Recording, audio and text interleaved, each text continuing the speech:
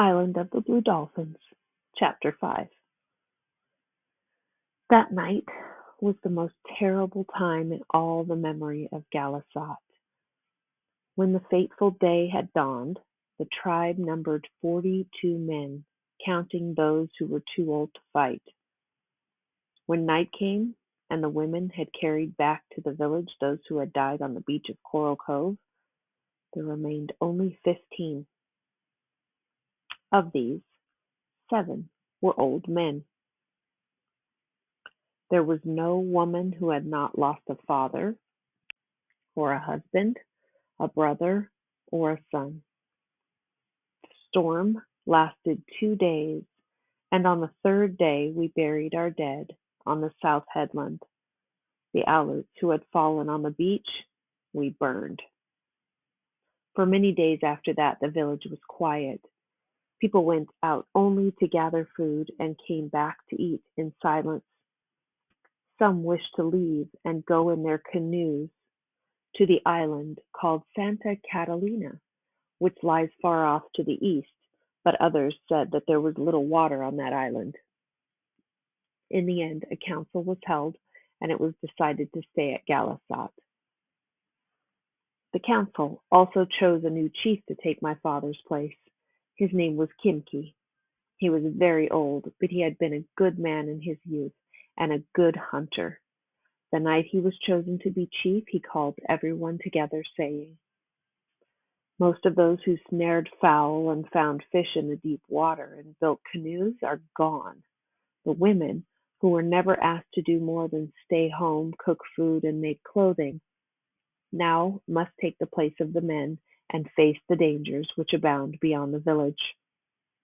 There will be grumbling in Galasat because of this. There will be shirkers. These will be punished, for without the help of all must perish." Kimki portioned work for each one in the tribe, giving Ulapi and me the task of gathering abalones.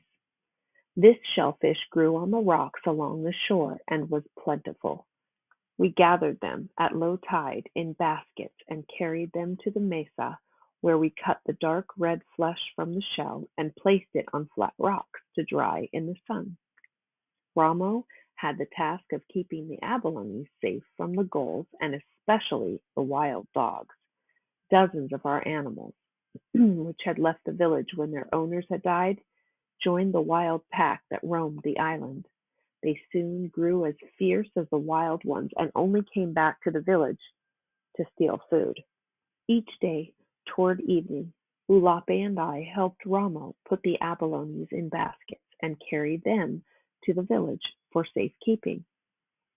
During this time, other women were gathering the scarlet apples that grow on the cactus bushes and are called tunas.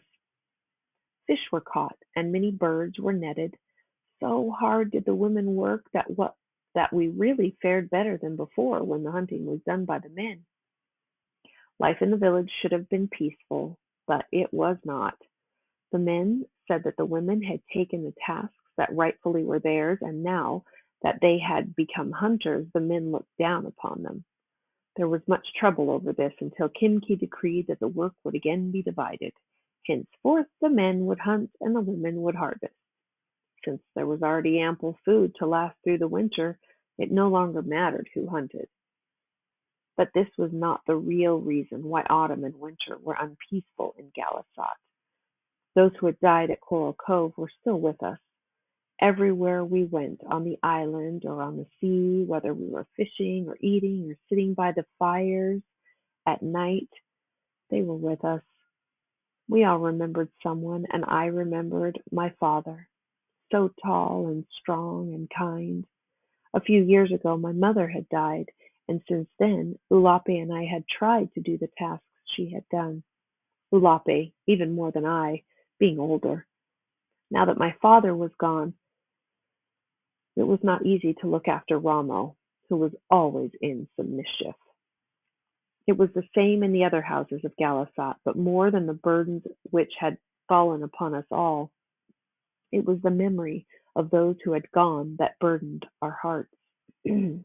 After food had been stored in autumn and the baskets were full in every house, there was more time to think about them, so that a sort of sickness came over the village, and people sat and did not speak nor even laughed.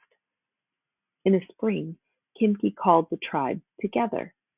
He had been thinking, he said, during the winter, and had decided that he would take a canoe and go to the east to a country which was there and which he had once been to when he was a boy.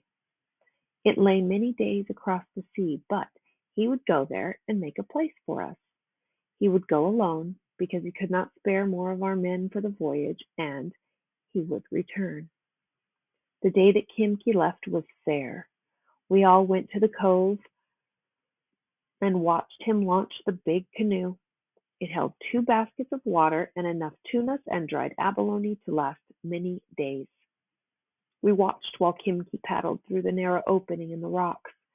Slowly he went through the kelp beds and into the sea.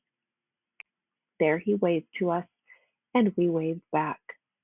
The rising sun made a silver trail across the water. Along this trail he disappeared into the east.